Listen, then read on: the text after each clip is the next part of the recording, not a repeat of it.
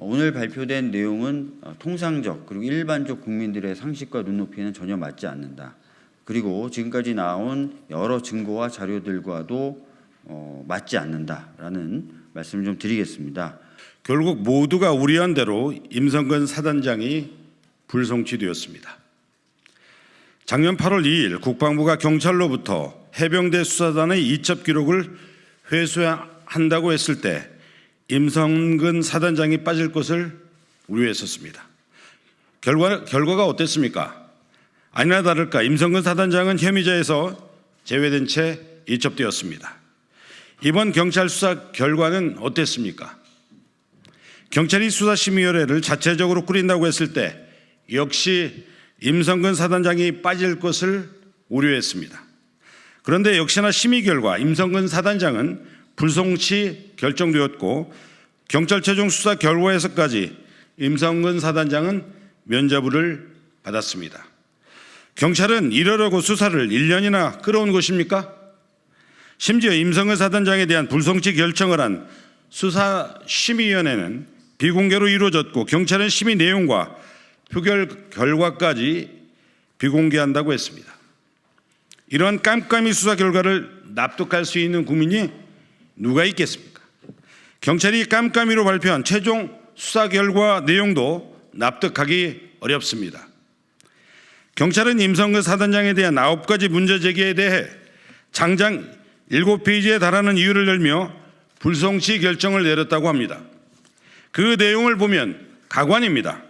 먼저 업무상 과실치사죄의 공동정범 성립 여부 판단 부분에서 임성근 사단장에 대해 비록 작권 통제권이 없다 하더라도 실제 작전 현장에서 실질적 영향력 행사가 가능한 위치에 있다고 해놓고 뒤에서는 작전 통제권이 없는 사단장에게 수색작전 관련 사전 위험성 평가 의무가 있다고 보기는 어렵다라고 합니다. 작전 현장에서 실질적 영향력 행사가 가능하지만 구체적으로 직접적인 주의 의무는 없다는 겁니다. 앞뒤가 안 맞습니다. 또 7여단장을 송치하는 이유로 수색 지침에 대한 불명확한 설명과 소통의 부족 등이 종합적으로 합쳐져 부하의 임의적인 지침 변경에 영향을 미쳤고 이에 대한 법원의 판단이 필요하기 때문이라고 했습니다. 그런데 경찰은 현장 지도 과정에서 사단장의 작전 수행 관련 지적과 질책에 따른 부담감을 확인했다고도 적시했습니다.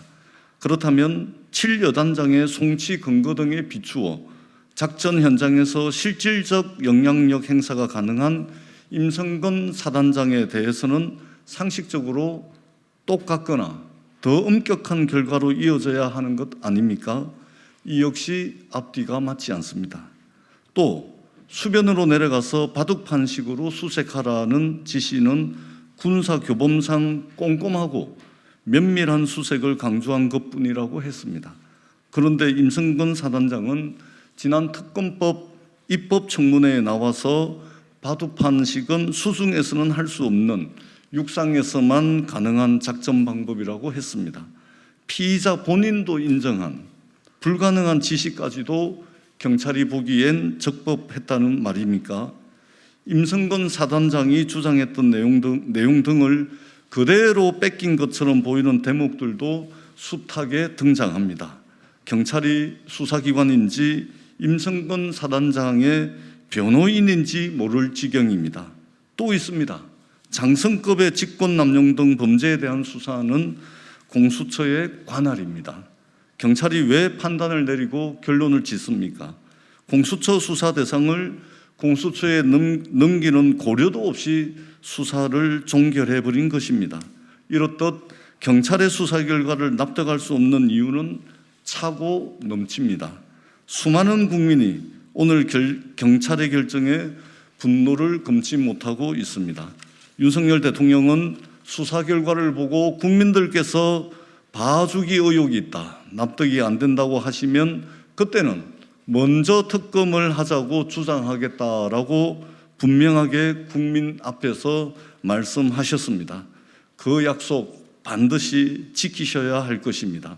경찰 수사 결과까지 이렇게 나온 이상 더 이상의 핑계는 소용없습니다. 지금 당장 특검법을 수용하십시오.